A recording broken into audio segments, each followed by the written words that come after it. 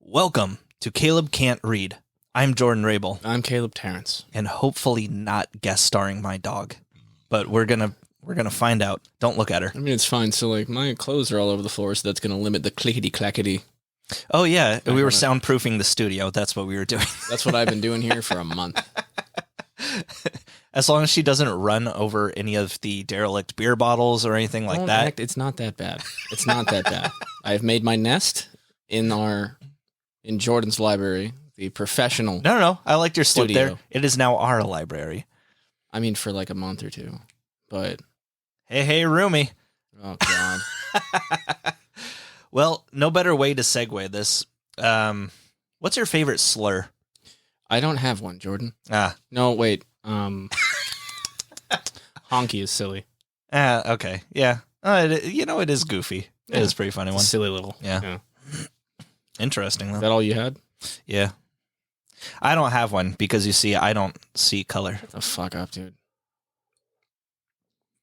All lives matter. I don't see Except for the blue ones.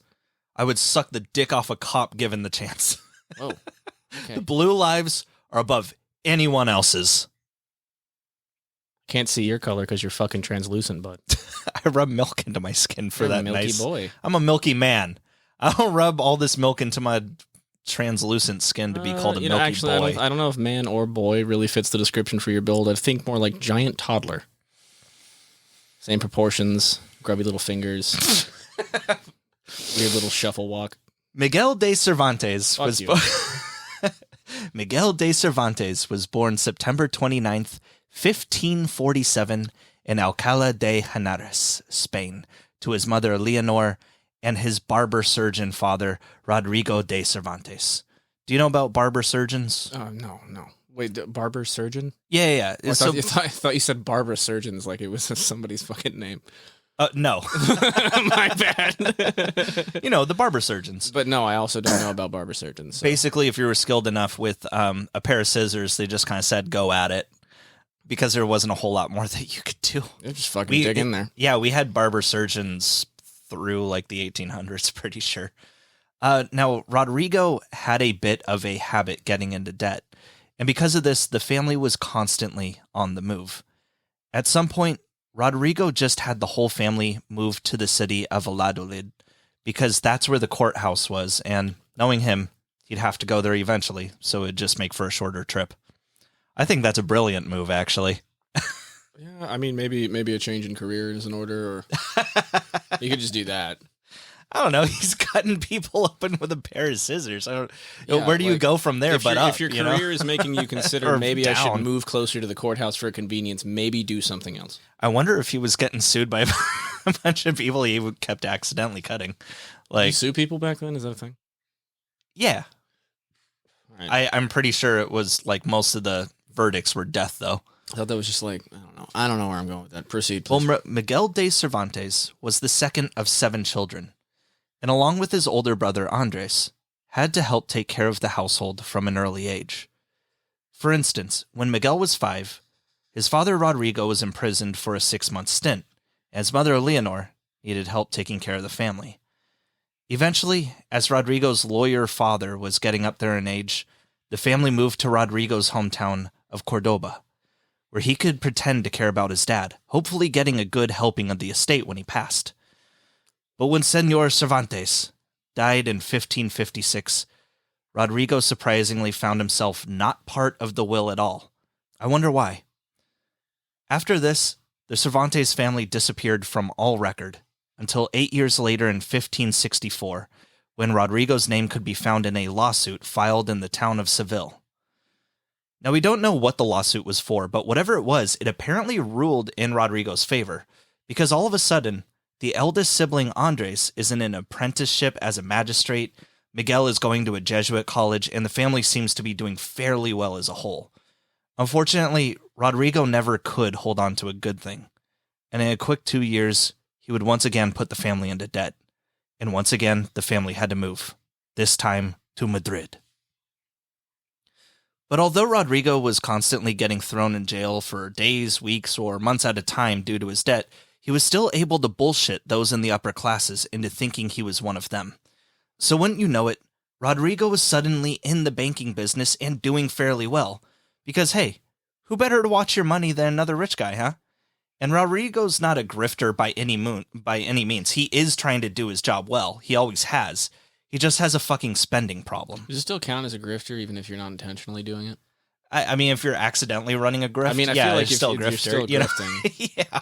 Like, I mean, he's a shitty banker, probably, just as much as he was bad at cutting people open and, you know. I feel like the grift is a grift regardless of intent. Yeah. Same.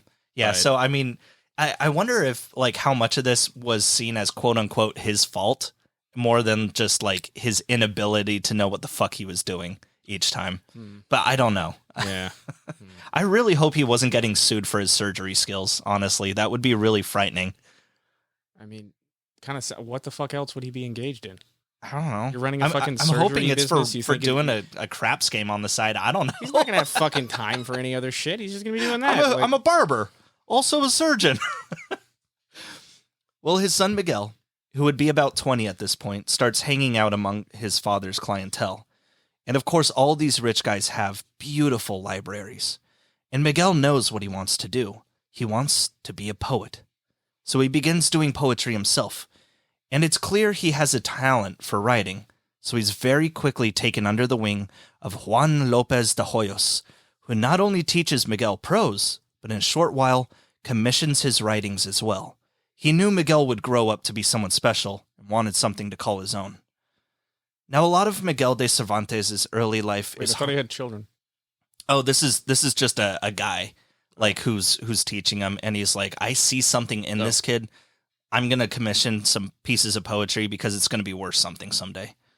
All right. Now, a lot of Miguel de Cervantes' early life is hard to track down. He was coming from a pretty poor family and was essentially just living his best peasant lifestyle. So since most of the info we get on the family comes from public record, the best info you could get usually came from whatever his dad was doing because he was the one constantly getting thrown into jail. Because of this, the earliest we knew of Miguel himself was that he left his family behind in Madrid sometime in 1569 when he was 22, and for a while we didn't know why. Well, luckily, one biographer in the 19th century did a fantastic job of scouring the public records in Madrid and actually found an arrest warrant for one Miguel de Cervantes dated September 15th, 1569, for wounding a master builder named Antoni de Segura in a duel. Isn't that the point of a duel? Yes. Was Miguel substantially poorer than Antonio? Yes. So there you go. He got in trouble for winning against someone richer than him. Oh. I know, but Yeah, that's... it kind of tracks, doesn't it? appears to be a common theme. So, a timeless theme. One of the classics. Now, from here, Miguel de Cervantes found his way to Rome. But soon after, in 1570, the Ottoman-Venetian War began. Now, this was a stupid little scuffle that only lasted a few years. I mean, most wars back then typically were. How many people died? A lot. But none of the rich ones. This one in particular was over who should have control of the tiny island of Cyprus. Not only was it a great tactical location for anyone's navy, but also the inhabitants were rich and everyone wanted to be the ones who got to tax them. That was really the main reason. They want to be the ones who got paid for doing nothing for these rich people on their own island. I fucking hate money. I hate money so fucking much. You hate it until you have it. No, I mean, but I wouldn't know I'm what. not gonna- it's I'm not gonna gonna say happen. that I'm gonna go ahead and say yes. That's how I'm gonna feel because I've never felt it yet, and it's the only thing stopping me from doing a lot of stupid shit. I'm gonna get that money. You're currently doing stupid shit, preventing you from getting money. Cash rules everything around me. Yeah, okay, that's a phrase. But all right, if we're not going to respond, then go ahead and move on. Well, the Venetian Republic was part of an alliance called the Holy League, as was Spain. As such, Spain soon came to the aid of Venice in their fight against the Ottomans. And Miguel thought maybe if he joined the Spanish army, he could get his arrest warrant thrown away in exchange. So he enlisted in Naples, at that point controlled by Spain, and the deal was struck. That's odd because I also see a lot of people doing that today, in today's military.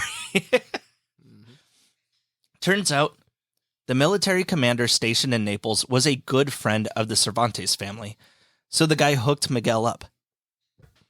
He was like, man, I'm going to get you into a good fucking regiment. You're not going to be stuck with some fucking nobody. I'm going to put you with one of the best commanders we've got. And at the time, I'm sure Miguel was like, all right, all I got to do is sit back and let the glory come to me. And while he was stationed in Naples, he runs in... It's going to be cannonballs, not glory. Like it's... glory coming at me, 50 miles an hour. Legs gone. And while he was stationed... Someone fucking help me with my leg. Don't worry, son, I'm a barber. Barber-surgeon. No. Sick fade, though. That's cool. I'll just die in this pain instead of the worst pain. Thank you. He was my only son. God damn, he looks good, though.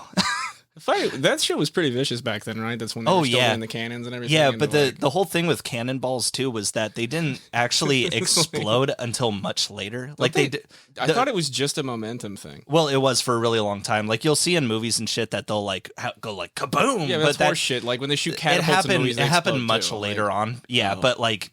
Yeah, that was pretty much just the whole thing was momentum, just ripping bodies apart across a battlefield. It's so fucking cool.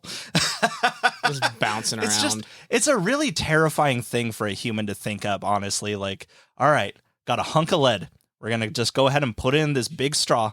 You ever just do that thing where you like at your brother at a dinner table? Same idea, but on a much, much bigger scale. It makes a much more satisfying sound. Yeah, it sounds like... Yeah, I mean, it's fucked up, but I imagine you get pretty creative when there's like large groups of people who want to kill you. So, yeah. I mean, the people who design those things aren't going to war, so that's also a great thing, you know? Mm-hmm, yes. They just get to run their experiments from in the outfield, really. Well, while Miguel was stationed in Naples, he runs into his younger brother, Rodrigo II. Turns out he had signed up for the Navy as well, and the military commander figured he could help them both out by putting them in the same regiment. And both the Cervantes brothers had the same reaction, which was like, fuck yeah, we're going to hang out and everything's going to be great. There's going to be pussy and everything, I bet. Yeah, lots of, we're going to be on the whore boat. Oh, sick. I heard it was just a rumor. No, it's real. Yeah, no, the man they were assigned to was a commander by the name of Alvaro de Bazan, more commonly known as the Marquis de Santa Cruz. Now, unfortunately for them, while the Marquis de Santa Cruz was indeed a great commander, it meant he was used as Plan A in battle a lot. This man had a 50-year winning streak under his belt and never once lost a battle in his entire life. There was even a whole class of warships that would later be named after him. He also had a ship called the She-Wolf that had such a reputation, enemies would leave battle as soon as they saw it. So for this upcoming battle, the Marquis de Santa Cruz would use a different boat because he didn't want the Ottomans to run away from battle. Didn't think of that, did you? He knew if they just turned around and left now, maybe they'd get redeployed to another battle he wasn't a part of and do worse damage somewhere else. So, you know, if this guy has to downplay who he is on the actual fucking battlefield, that this man was geared for war. Meanwhile, the Cervantes brothers think they're about to coast through the whole conflict. Well, on October 7th, 1571, the Battle of Lepanto commenced. And while the ships themselves were making uniformed decisions and the captains of those ships knew what they were doing, the boats themselves were basically floating battlefields that would just have men hopping from one boat to the other. And if your captain made the decision to just leave and you were stuck on the other guy's boat, well, fucking take down as many as you can with you. As John of Austria... This is so, like... I would feel not only offended at the fact that I was trapped in a very horrifically violent situation. I'd be like, if we're going to link all these up, why do we waste all this time fucking not just doing this on land? Like, well, I mean, you would think, though, like... Oh, yeah, because of the area. Yeah, it's on an island. I'm sure that the was rich... a very dumb train of thought I had there. No. It's fair, though, actually. I'm sure that the people living on the island that they all want to tax were just like, look, you guys can have this battle. If you fight it anywhere near my fucking garden, I ain't paying shit. And they're just like, okay, fair enough. You know, we'll do it over here. Fucking garden. Well, I mean, you gotta think... Bitch, this tree's about to fall over. I don't give a fuck about your ground cover. You gotta think, though, like, it's not like the military nowadays where it's a lot of, like, no man left behind type shit. You got to think like you got to pick and choose your battles. If the bad guys are jumping onto your boat as you were jumping onto theirs and shit, like you got to cut it out at some point. If little Timmy is over there and he's left behind, it's like fucking so long, bro. Like we got to cut and run though. How does one retreat from a boat? Jumping. I feel like that's all or nothing. Well, actually, I'll get into that a little bit. No. That it's a fair question, and here's the thing that is important because I'm going to get into that here in a second. But just to let you know how this battle went down and how all the commanders knew this battle was going to go, as John of Austria said to his men before the battle happened, quote, "There is no paradise for cowards." He knew a lot of these guys were going to fucking die, and so he's just like, it's no point in dying, just running, just kill as many as you can and just go for it. This isn't a matter of like my prowess. I'm just gonna get fucking tired, man. This isn't reasonable. Like, yeah, swinging a sword is hard. I can only burn so many fucking calories before I'm out. Like, yeah, everyone knew this was going to be a big one. And one of the problems soldiers of both sides were facing was that the Venetian boats were taller. They had that basement space to the boat where you see like guys load cannons in pirate movies and shit. The galleys. Yeah. It's that little middle ground. Yeah, the rolly boys. Yeah, and the Ottoman boats didn't have that. So if you jump down onto an Ottoman boat, you might be fucking stuck there if you can't like basically climb a rope back up. So that was a big problem for them. It was actually this battle that afterwards a lot of countries saw the results and were like, man, we ought to make our boats with galleys. Not having them is kind of fucking sucks. At the end of the Battle of Lepanto, which lasted just 5 hours, anywhere between 30 to 40,000 people had died. Now on the day of battle itself, Miguel was given a skiff, basically a very polite and general term for a small boat. On it, he would lead 12 men. Basically, kind of a big rowboat. My best guess is that he was meant to just avoid gun and cannon fire and see if he could land a rowboat on an Ottoman ship without getting killed. By the battle's end, were there other rowboats around him? I mean, probably not in the same area. Like they were probably just in between and shit, and just doing what they could. Like, there's a spot, fucking go. You know, like one cannonball is sinking. Shoot your shot, kid. Yeah, pretty much.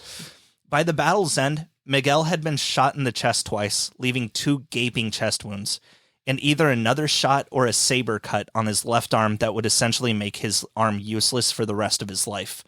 But he did survive. And for the bravery and leadership he showed in battle, Miguel de Cervantes was jumped 4 pay increases on the board. Now, although we do know that Miguel de Cervantes was in the Battle of Lepanto, historians agree that he had the tendency to embellish the truth a bit to make himself more of a hero than he really was.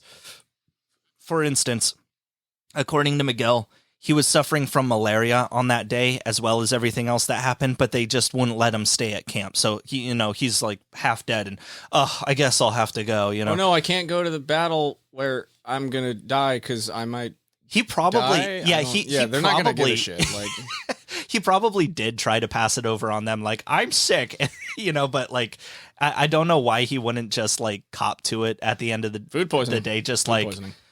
No, I really had malaria. And everyone's just gonna be like, Miguel, no, you fucking didn't, dude. Like, of course not. Although at the same time, mid 1500s, maybe. It's hard to say. Well, nobody else wants to be here. I'm like, that doesn't make me want to be here more if no one else wants to fucking be here. Oh boy, what camaraderie. We know he was shot in the chest twice and had a lame arm from battle because we do have hospital records proving he was stationed there for 6 months after the battle. But did he have malaria and lead a skiff of 12 men? Who knows? But we have to take everything he says with a grain of salt, basically. He was very much an embellisher. I'm sure he was on the skiff. Did he lead it? I don't know. Now, even though the Ottoman-Venetian War itself would end a couple years later in Ottoman victory, Miguel de Cervantes found he enjoyed the traveling lifestyle the Navy provided and decided to tour around with them for a bit longer. The Navy did have some worries about keeping him around, though, because even after 2 years, his chest wounds still hadn't fully healed, and his left arm was lame, so how useful Miguel would be on the battlefield, or even a ship for that matter, it was kind of up for debate. I feel like they kind of felt bad after he got super injured during the war. That's fucking gross, though. 2 years?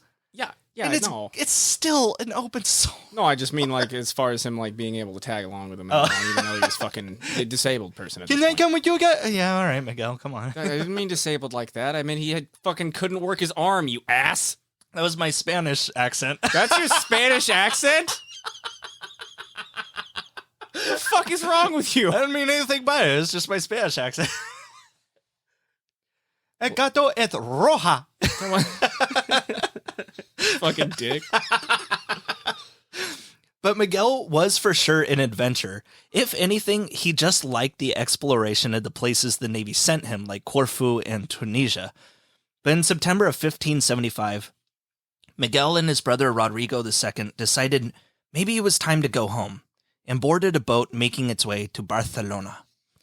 His time in the Navy had given Miguel letters of recommendation from dukes and commanders in other territories that would basically give him an in to any job he wanted once they actually landed. Like anything you want. Yeah, I mean, fuck it. I want to be a barber-surgeon. Do you have scissors? No, but I have letters of recommendation from the King of France. Well, fuck, cool. All right. Yeah, I'll tell you what I we'll do get have. You one. One working arm. Perfect.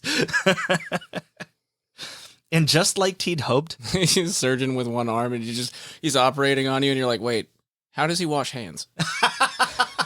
Why do they need to wash hands? No, hands. Hands. Handy hands. Or those. Why do they need to wash hands? Oh, yeah. When did they start washing hands? A long time more. After, a long time more after there. It's like another fucking 200 years. Germ theory doesn't become prevalent until like the 1780s, I want to say. Put your hands in the dirt and make some friction, and that should burn it off. And get back in there. Like... The worms will eat away the germs. Or, shit, what are germs? I don't know. No. The blood cleans you. It's just red water. It's sterile. It's from inside their body. This man was an alcoholic. This is for sure a good thing. What's your body temperature normally? Fucking 90 to 90 something. I don't fucking know. Nothing bad's gonna live in there. So therefore, if it gets on your hands after it's been in the body, you're fine. Exactly. Yeah. This is what they taught at medical school. This. Well, and just like Miguel had hoped, by the time he'd landed, his warrant had been expunged after 4 years of servitude to the Spanish Navy. Just the whole reason they signed up in the first place. So Cervantes' brothers make their way to Spain on a fleet of 4 ships. Unfortunately, there's a storm that breaks up their formation. And of them, it's the one that Miguel and his brother are on that eventually stands alone when the storm is over. They have no choice but to sail to Spain unaided. Wait. So did it just split off all the ships, or did like everybody go down but them? No. They just split off. Oh, okay. And they just couldn't find anyone. On September 26, 1575, Ottoman pirates captured the boat before they made it to Barcelona. The crew is taken to Algeria, about 900 miles away from their destination. Yarr. What dickheads! Now, usually the crew would be sold off as slaves, but the pirates find Miguel's letters of recommendation from all these rich people and figure he and his brother are rich too. The pirates send a ransom letter all the way to the Cervantes family, again, 900 miles, setting their release at 500 ducats each. Yeah. The dookies. That's what witches take. You are correct. Glad you remembered. Yeah. Now remember, the Cervantes family is not actually rich. They pretend to be rich. And it must have taken a while to get word to them via snail mail because it takes 2 years for the family to pay the ransom. But only half of it. The family only has enough for one son, and they choose Rodrigo II. Yeah, it's the one that wasn't... He's the baby boy. Yeah. Probably. Younger, not crippled. Yeah. Well, I don't know. Isn't that a little meaner? Like, okay, now hopefully our 2 chest-wounded lame son is going to work his way as a slave and not be killed. He's going to do fine. He'll be fine. Okay, hold on. All right, look. If one of your sons has to be killed, you're already making a mean decision. You may as well choose the biggest benefit of the mean decision. You might as well be honest. No, I'm just saying, like, if you're going to have to be a piece of shit and choose to kill one of your children, you may as well make the practical choice, because you still killed one of your children either way. Like, what are we gonna get out of this, though? You know, we didn't do this. The pirates did when they set the ransom. Don't blame me. Blame the pirates. It's not my fault. It's the pirates' fault. They put me in the situation. Now I have to respond. Mom, are you fucking serious? I was in a coal mine for 2 decades. I didn't do that. The pirates did. They put them in the situation. Over the next few years, Miguel would be passed through the Middle East on commission from the pirates as a day laborer. As far as I could tell, he never actually left the pirates' ownership. Instead, they just send him to job sites, like just for commission. So, for instance, there may have been signs that he actually worked on the Kilik Ali Paha Mosque in Istanbul. Yeah. Sorry, you're supposed to interrupt. And this is the beginning of manpower. Or no, wait, what was the name of that fucking place? Oh, what are you talking about? It was a... You're going to have to be more specific. I'm trying to think of which temp site I worked for. Manpower is one of them, right? Is it Manpower? I don't fucking... Yeah, sure, Manpower. May as well be one. There's Labor Works, that's ass. Yeah, well, they're all ass. They're all ass. They're terrible. Like, oh, you wanted 15 an hour? Here's a job at a chicken processing factory. You're going to be shoveling heads into a furnace. Whoa. Like, welcome to our anarchist podcast. Get fine, 7 an hour and I'll pick up boxes. Jesus. Yeah, that's pretty much what it led to, is like, couldn't I have gotten this place without having to pay money towards my temp site just by applying on my own? Yeah. Well, now you're contracted, motherfucker. No, because remember, they hired the temps for them not having to pay insurance, but still running with the overhead of a larger company. I worked with a lot of illegals, actually. Well, that's another way around it. No, they did both. I'm just saying. Oh, wow. Yeah. Very, very progressive for not giving anybody insurance and everything. You know, well, the system just, breeds innovation, and who are we to question it? Exactly. Yeah, I'll beer you. Yeah, thank you. So, yeah, there's possible evidence that he did work on the Kilik Ali Paha Mosque in Istanbul. Don't say we're an anarchist podcast. We don't know what the fuck that is properly. Don't try to... It's a joke. Okay. I'm not anything. All right. I see no politics. Oh, all politics. You know how I feel about that. Fascism. That makes you worse. That just makes you a coward. And the pirates had a nickname for Miguel as well. Saavedra, Spanish for single-handed. So at least they got to call him Cripple as well. Sup, Wheels? Now, Miguel would make a series of escape attempts during his captivity. The first one came in 1576, just a year after his capture. He and some other slaves managed to escape the pirates' compound with the help of a guide who would lead them to the nearest town of Oran. Not Iran, Oran. However, the guy got cold feet. You almost blew my mind. I was like, it's just a town. It started out very small. Oh, I trust you. You can started do a from lot the with bottom. this. Now the whole crew here. However, the guy got cold feet a little while into the journey and just ran off, leaving Miguel and the rest of his slaves lost in the desert. Fearing starvation and dehydration, they returned to their captors. The second attempt came the following year. A group of 15, including Miguel, snuck off into what they called the Warden's Garden, but it's really like miles and miles of just uncharted fucking land that the pirates frequent.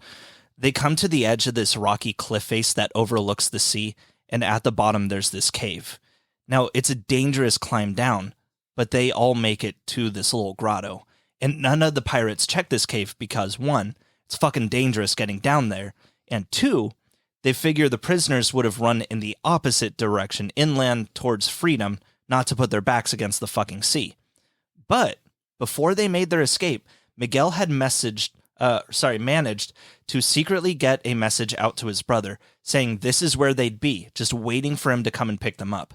And they knew they'd be in it for the long haul, too. Remember, it took 2 years for the exchange of Rodrigo's release to go through. So the prisoners stay in this cave for 5 months, waiting for the recently released Rodrigo II to come rescue them on a boat.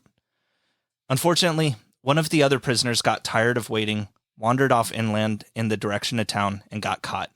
Did you rat? Yeah, of course, the first thing he does is rat out the others. He's probably getting tortured. Yeah, 100%. Upon their capture, Miguel assumes responsibility for the whole thing, and the warden upgrades him to a more secure jail, regarded as the King's Dungeon. No idea what it entailed, but I imagine it was closer to a torture chamber than anything. It's the King's Dungeon. Is it Is it more luxurious? Yeah. It's a little kinkier if you're into it. It's higher budget. Now, there was no way to escape the king's dungeon, but biding his time, Miguel managed to make his third escape attempt the next year, in 1578, by getting a letter out to a courier who would deliver his message to the king of the nearby town of Oran, asking to be rescued. However, the messenger got captured, and of course, Miguel signed his fucking name in the letter. So the warden sentences him to 2,000 lashes. But for whatever reason, the sentence is never carried out. It could be that the warden is kind of sweet on Miguel, sees him as like kind of a mascot to the prisoners. I mean, what the fuck else is he gonna do? He's one-handed. Or maybe Miguel fucking lied about the whole thing, like he usually did, but because, I don't know. The writer? Yeah. Yeah. But the fourth and final escape attempt was what Miguel correctly assumed would be his last. Over the course of his time as a slave, Miguel was clearly losing his mind. He finally just kind of said, fuck it. His whole quote-unquote plan was just to get 60 prisoners to riot and take over a ship in the port and kill anyone who got in the way. It's not that bad of a plan. I mean, compared to his other plans, it's like, yeah, fuck it. I'd say for all of the prison movies I've ever seen, the ones that don't work are the ones that end in riots, and the ones that do work are the quiet ones. Yeah, but that's just because, like, I don't know. I feel like he's exhausted all other options at this point. He's like, yeah, no. Oh, yeah, and he's been here for like 3 years. He's probably, I mean, he's going fucking insane. He's like, oh, what are you going to do, kill me? Like, what Yeah. do you, yeah. It's like, Those that were wounded would get left behind, and the rest would make their way to Spain. That was pretty much the whole plan. But again, before the actual plan could take place, someone in their group gets scared and tells the warden of the plan. And once again, Miguel takes the blame. oh my God.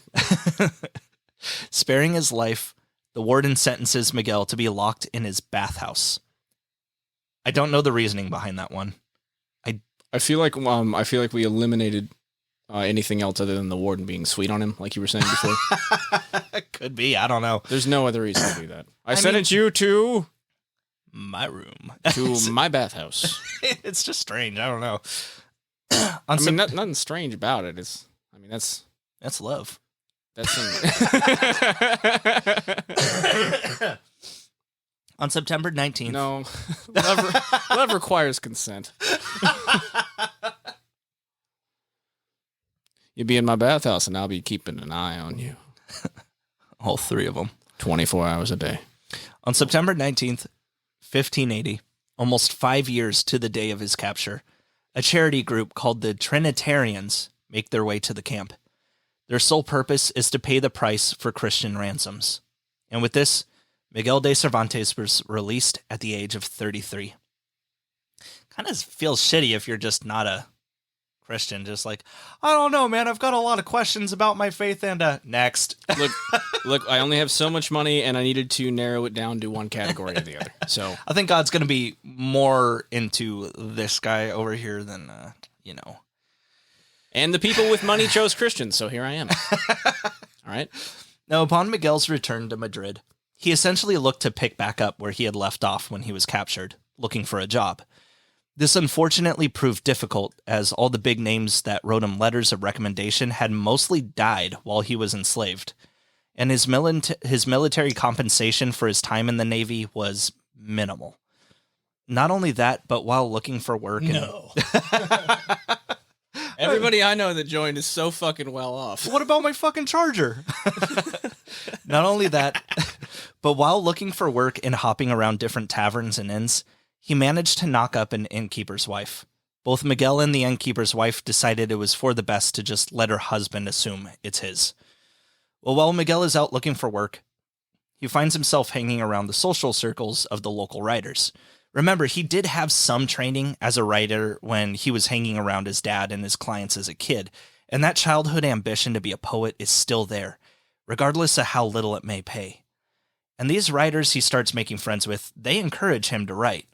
But even though he ends up writing some 20-odd plays during his lifetime, none of them really make a splash. As a matter of fact, a large majority of what Miguel had written ended up lost because while he could write the stories well, the characters would always recite some really mediocre poetry or sonnets in their dialogue. And that was the thing. He wants nothing more than to be a poet, but he just isn't that. He could write fiction just fine, but if he tried doing poetry, people thought it was a joke. Had he not put those parts in his stories, he'd probably have more of them remembered today. For instance, in 1585, he wrote a love story called La Galatea, about these two guys who are best friends, but they love the same woman, and even though they say their competition for a heart won't lead to them becoming enemies, of course it does. There's some Spanish horse shit. Yeah. And the book is met with a bit of success because it's a good story, but the book is littered with poetry and sonnets. He has fantastic prose if he's writing normally, but the only good parts of the book are when the characters don't speak. Otherwise, they seem like they're being overly dramatic on purpose. So in the end, while Miguel promised he'd write a sequel to La Galatea, he never does, because he can't get over the reception that his poetry is bad. Not saying that, like, any of Tolkien's writing is actually that good, or that's why you're reading the book, but goddamn, like, when you're chugging along and then you get to one of them fucking songs. Just one of them Tom Bildos. Fucking goddamn. The songs are so goddamn lame. And you're like, wow, it's cool. It's been a while since I've read these fucking books. Let's get back into it. And you're like 8 pages in and you get to a silly little fucking dwarf song and you're like, I hate this. So I got 2 questions for you because I've never read them because I don't like high fantasy, which is odd for the guy that we're going over actually, for what he'll later wrote. But one, can you skip the songs or do they tell like history? I think they have like bits of stuff in them. Oh, that's lame. That sucks. Yeah. That's too bad. I mean, you could, but like, you still know they're there. Like, you're gonna look at it. You're gonna be like, it's like a cringe video. You're gonna watch it. Like, well, and my second question is, didn't they give a song or two in the trilogy, like the movies? Yeah, probably like 1 or 2, mostly in like the like fucking extended editions and shit. Yeah, they were probably fine because they've got like writers behind it and shit. Yeah.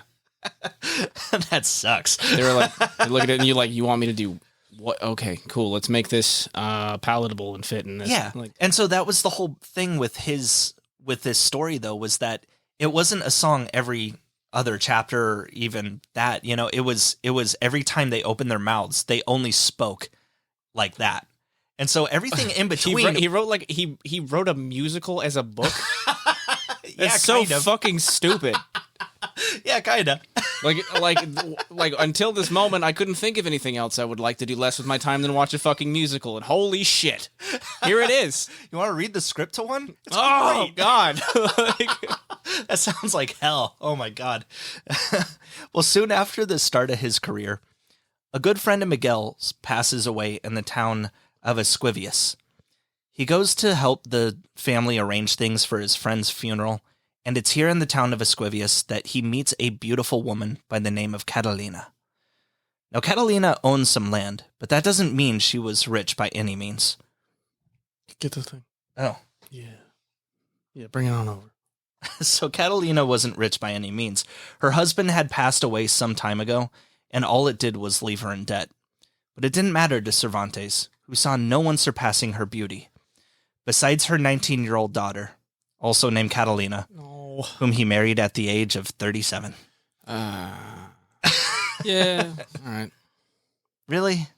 Well, I mean, this is like, don't expect me to be surprised about this shit anymore. This happens like every other episode, okay? I'm not gonna have like an oh my God thing about it every fucking time, man. Yeah, I mean, for the time period that we're in, we're lucky that she wasn't like 13. Yeah, that's honestly. fair. So, although she is in debt and it does take some time for her, the elder Catalina does eventually give Miguel a dowry of 400 ducats. I'm not sure how much it is in today's money, but remember that Miguel's ransom from the pirates was 500 ducats, and his family wasn't able to scrape it together in the 5 years that he was held captive. Wasn't able to scrape it together in the 5 years. I'm doing the thingy with the hands. The air quotations? Yes. Wasn't able. Sorry, we just can't get the lame one out. Like, your dad kept running into lawsuits. Just couldn't put it together for you, son. Sorry. Well, so at the very least, though, it's quite a bit of money.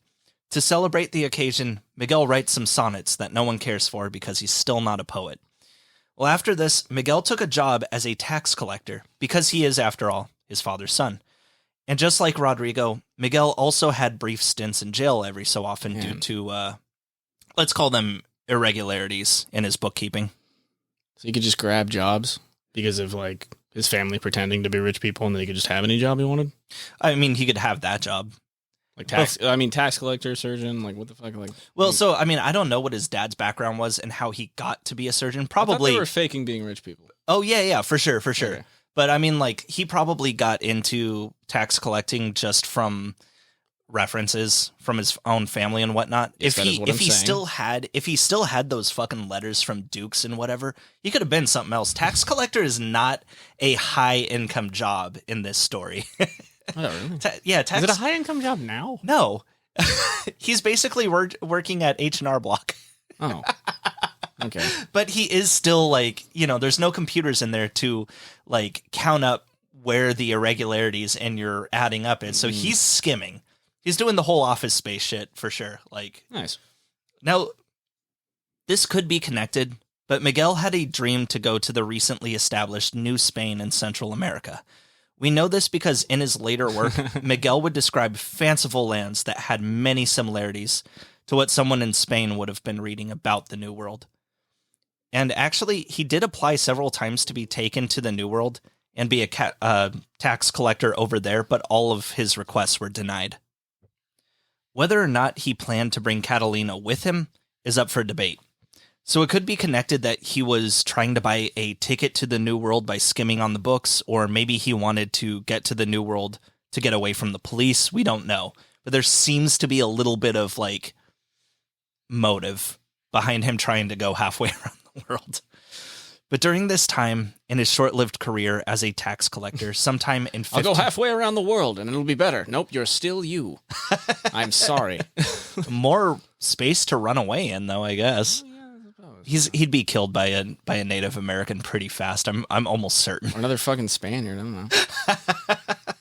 I just see him running further inland, like blazing the Oregon Trail, just trying to get away from tax collectors and end up just like absolutely scalped. 100%. But during this time in his short-lived career as a tax collector, sometime in 1593, Miguel's father, the great Rodrigo de Cervantes, passed away at the age of 73. For a time, Miguel was making a living through patronage from royals. Hey, I like your work. Writers don't actually make jack for a living, so here's some cash. That kind of thing. He gets commissioned to write a few plays, but beyond that, he doesn't do a whole lot. He's more focused on staying out of jail as he fixes the books to make a little side hustle. But he wasn't doing all this for himself, though. There were multiple rich guys that would give him money because they legally had to, but then he'd give the money right back to them and take a cut while he falsified the receipts. Think of him as an offshore bank account. Well, one time in 1597, one of these rich guys, Agustin de Cetina, tells Miguel to start collecting back taxes in Granada because it wasn't as monitored there. And when he gets the money, he's told to put it into a specific bank, a bank that Agustin de Cetina knew no one would be auditing.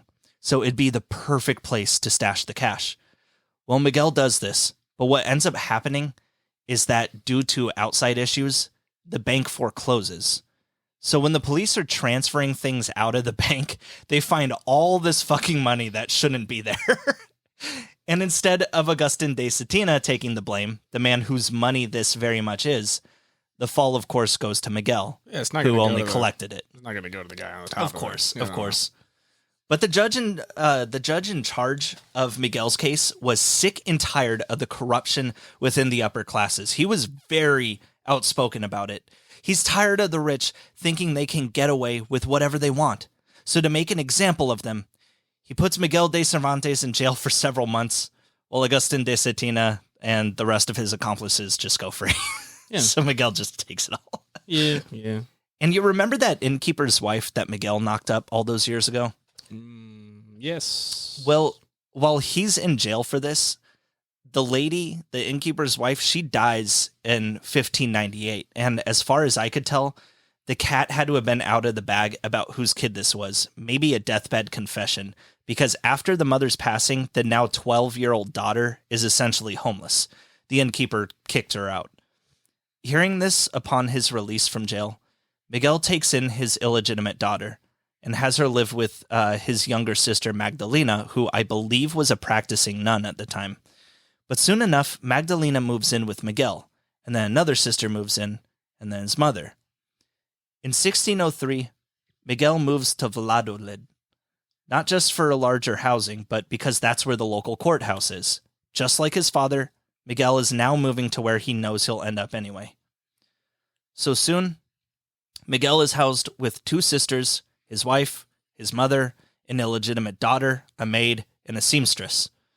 Well, one day, completely out of bad luck, a wealthy nobleman is stabbed to death in front of the family's villa. As such, the police begin an immediate investigation into the Cervantes home since, the man died right outside the door. What do you guys want to do about this? Well, there's a house right there. So... Should we ask them what they saw? It doesn't seem like their home. Maybe we should... let's leave and come back later. Search the house. Now, it could be because there was a bunch of women there and only one guy, but according to the police, they found no wrongdoing involving the nobleman's murder, but they quote-unquote knew the Cervantes estate was running a prostitution ring. No proof, but somehow it made it onto public record that the police just quote-unquote knew it. I guess they thought Miguel was their pimp. I mean, it's just kind of like... I mean, it's kind of weird to be like, I'm related to, like, all of these women. No, like, hang on. Same time, if cops, especially from back then, well, you've told me about this time period, are saying that it's a brothel, then they probably know because they've been frequenting it. Why would they put it on record, though? Well, they didn't put on record that they frequented it, did they? They just said they knew. Fair enough. I like to think that he wasn't, but that's also a good point. So, well, either way, it's this prostitution accusation that's the last dark mark on the Cervantes name. Because you see, the last time Miguel was locked up, when he got screwed over by Agustin de Cetina, he bided his time coming up with a new story. He wanted to come up with something that would give him a steady cash flow, not something just off the cuff that would only be popular for a second and then thrown away like all the rest of his stories. With nothing else to do in jail but sit and think, he formulated his story, and he'd stick to his strong points on it too. No poetry, no sonnets, nothing that'll make it so it just ends up shitty. No. Instead, it would be a burning satire of how stupid people are. Not just individuals, but the entirety of Spain itself. That's how stupid people are for not liking written down musicals. How dare they? I always see those things, like those books that say, like, oh, it's the lyrics of Nirvana and stuff. And, like, I'm like, why? Why would he want that? Well, okay, I mean, just music in general isn't, cringy like musicals are by default. Yeah, but it's like, I see the books that are like, the poetry of Nick Cave, and I'm like flipping it open. I'm like, these are just the lyrics to his songs. I get this on the internet for free. Like, and then Nick Cave wrote, crawling over 50 good pussies just to get to one. Fat boys, asshole. Cellar door. Like, nobody wants... like, I don't know. It's just like, what's the point? What's the fucking point of that? Well, anyway, you see, at the time, there were plays being performed on street corners and in taverns. This is going to go into why Miguel is pissed off at the entirety of Spain. No longer were plays only for the rich to be seen in theaters. Now people could see them anywhere. And this was the case for books as well. Just 100 years prior to this, around 1450, Johannes Gutenberg had introduced the printing press to Europe. With it, books became more available to everyone. And just like society today, people often went for the more exciting stories when it came to their books and plays, i.e., action. Sure, you can read the latest romance or translation of another Roman epic or something, but even in those books, all we're waiting to get is to the conflict. So, of course, nothing was more popular in Spain at this time than stories of chivalry, or as we call them today, high fantasy. Knights and dragons and shit. Yeah, no, same as now. You're just waiting for the sick-ass fight choreography. Yeah, exactly. Yeah, no. That's all that we were waiting for Kill Bill 2, for, like, the entire fucking movie. Yeah. Star Wars, I just care about the laser fights. Yeah. Sky lasers, sword lasers, that's all I'm here for. I don't care how bad it is. Are they technically lasers? They all look like fucking lasers, man. Eat a dick. Well, I mean, they're technically called blasters. It's technically a fucking fantasy, so fuck you. They're lasers. You're a fantasy. Oh. Your body is a wonderland. Wow. But as these forms of entertainment became... I like how you were so stuck on what to insult me there that you just switched to compliment. You stupid... Stupid... Beautiful... You fucking chisel-chinned motherfucker. You smell like wet leaves. It's a compliment in my world. Oh, I like to take the... You smell like dirt. Yeah. I like to take the fur pitch and put it on my neck like cologne. That's disgusting. No, women love it. I do the same thing with skunk pelts. But as these forms of entertainment became more accessible to the masses, the upper classes all of a sudden just didn't think books and plays of chivalry were cool anymore because all the poor people were liking it now. And suddenly you had preachers and dukes telling the peasants why their society was so simple-minded and poor. It was tales of chivalry that were making them stupid. I don't know. That sounds kind of nice because, like, now it seems like whatever poor people do gets picked up as what's cool, and then it gets ruined. But yeah. Like, yeah. No, actually, that sounds like an okay dynamic. Like, yeah, like nowadays. Well, no, not nowadays. Back then, where if poor people like it, then it's not picked up and thought of as cool, as opposed to the opposite. Well, no, back then though, they're just like, well, the rich people like it. Once the poor people like it, it's not cool anymore. Oh, okay. Well, I thoroughly misunderstood that whole. Yeah, no, I mean, like once books were just for the rich people, they were like, hey, you read the newest fucking Mad Max book, you know? They're like, fuck yeah, we did. And then once poor people are like learning to read, they're like, well, I guess reading's not fucking cool anymore. And so in this time period, like they've got people actually telling them that it's reading that's making them stupid. It's like, well, but not like the classics. No, it's because of all these fucking action books. The action books are what's doing it. God damn it, video games cause violence. If you read the book with your eyes too close to it, then you're gonna go blind. Yeah. No, it's the exact same thing though. It's just it's the same thing as the people today saying that violent video games and music are to blame for violence in our culture. High society in 16th century Spain was telling people that it was the violent tales being read about and performed on street corners that was literally taking away people's intelligence. Like you will actively lose IQ points if you sit and watch somebody have a finger puppet of a knight killing a dragon. Now, with the help of Miguel's friend and editor Francisco de Robles... As someone who would enjoy watching that now, I can confirm that it's not going to make me lose it, but it's more of just a natural state. It's dope as shit. Yeah! What the fuck do you want? Of course, it's great. Now, with the help of Miguel's friend and editor Francisco de Robles, his new book is released... Whoa. You all right there, bro? Oh, yeah. Man, that's a big one. His new book is released in Madrid on January 16th, 1605, taking him 8 years to complete since he was released from jail. Now, usually, a book would be completed in stages, and an author would release each chapter to be sold in the streets or by a market vendor as they finished new chapters, kind of like a comic book. But instead, Miguel wrote the whole story all at once and sold it in one piece like some kind of fucking madman. Because at this point in history, releasing the whole story had only been done once before by a lady Murasaki Shikibu in the 11th century with the Tale of Genji. But Japan was always an introvert country, so globally the story wasn't very well known or the manner in which it was released. No, with the advent of European trading routes, it was this book in particular that would be known as the first of its kind, the modern-day novel.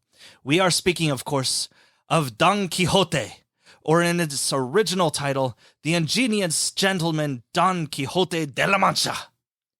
With this story alone, Miguel de Cervantes would forever be known as simply Cervantes and be immortalized as one of the greatest writers of all time.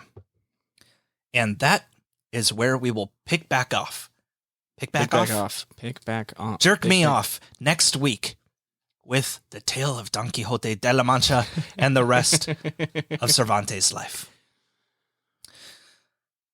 I hope you like knights. Yeah, a little bit. Actually, yeah, you know, when I think about it, aren't the Space Marines just kind of knights but with guns? Okay, you want to do this? No. I do not. I would rather watch like a 4-hour YouTube video of somebody else explaining it to me because I know how. Are you sure you would? Yeah, because I know how much you don't want to do that, and I find that very insulting. No, I'm lower than that. You are lower than that. Because, Wow. Because the way that you'll explain things to me is like, and then this is where, oh, fuck, let me back up. So remember that time I told you that his armor was purple? Like, fucking, no, I didn't know. What? I would never say anything that stupid. We have just describing the armor to you as purple? No, it's like heraldry. I was going to say, we have many, many episodes. We got like 30 episodes of you saying nothing but stupid shit. Yeah, true. But I mean, not about stuff that I know. That you truly care about. Ooh, I am digging deeper here. All right. Is it cool? You find it cool? Is it a cool feeling? No. Or what? The 20,000 hertz Warhammer. What's it called? Manpower. What's it called? War Spanker 20,000 hertz. Give you 20,000 hertz. Oh man. All right, I feel like we're kind of fizzling out here. Should we just hit the button, or you got something else? Are you gonna do the thing where you tell people to go to the places and interact? No, you told me not to. Do you know Cervantes or Don Quixote at all? No, I have of course heard that name before. What do you know anything about it? Like, absolutely nothing. I'm all right. Well, this will be completely blind, as is the theme. I will say, this book that we're going to go into is one of my favorites. And yes, I know it's written in fucking, 1600, but it is complete slapstick. If you know how to read Old English, the book is fucking hilarious. It's great. So I'm very excited to go into it.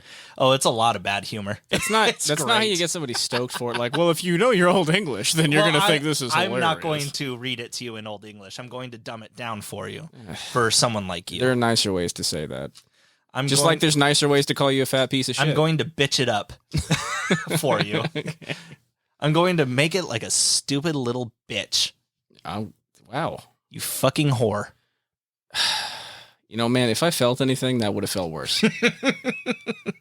I like you on these pills. I know. Like my own little pin cushion. Yeah, it's fine. Well, that's about it.